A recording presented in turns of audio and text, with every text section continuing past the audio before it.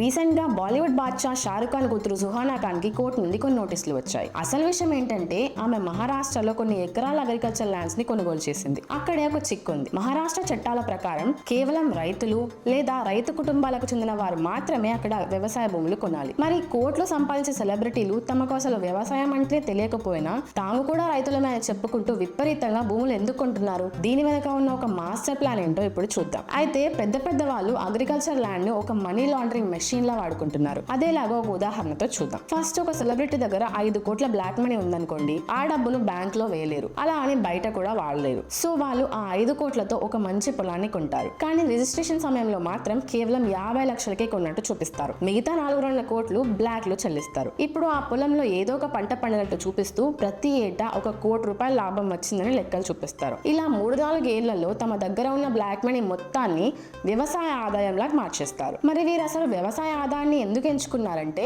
మన దేశంలో agriculture income మీద ఇన్కమ్ ట్యాక్స్ ఉండదు లేదా చాలా తక్కువగా ఉంటుంది. ఒక సాఫ్ట్వేర్ ఉద్యోగి లేదా ఒక వ్యాపారి 1 కోటి రూపాయలు సంపాదిస్తే అందులో 30 లక్షల ట్యాక్స్ గానీ కట్టాలి. కానీ అదే ఒక రైతు 1 కోటి రూపాయలు సంపాదిస్తే ట్యాక్స్ కట్టక్కర్లేదు. ఇలా చట్టంలోని లొసుగులను వాడుకొని తమ బ్లాక్ మనీని ఎలాంటి ట్యాక్స్ కట్టకుండా వైట్ మనీగా మార్చుకుంటున్నారు. 3 ఏళ్లలో 3 కోట్ల పంట లాభం వచ్చిందని చూపించి ఆ డబ్బును లీగల్ గా వాడుకుంటున్నారు. సెలబ్రిటీలు, నాయకులు ఇలా భూములను భారీగా కొనడం వల్ల అసలైన రైతులకు తీరని నష్టం జరుగుతోంది. కోట్లున్న వాళ్ళు పోటీ పడడం వల్ల పొలాల ధరలు సామాన్యుడికి అందనంత ఎత్తుకు వెళ్తున్నాయి. నిజంగా వ్యవసాయం చేయాలనుకునే రైతుకి భూమి దొరకడం లేదు. సెలబ్రిటీలు తాము కూడా రైతు కుటుంబాలమే అని దొంగ సర్టిఫికెట్లు చూపించి భూములు కొంటున్నారు. దీని వల్ల రికార్డులు తారుమారవుతున్నాయి.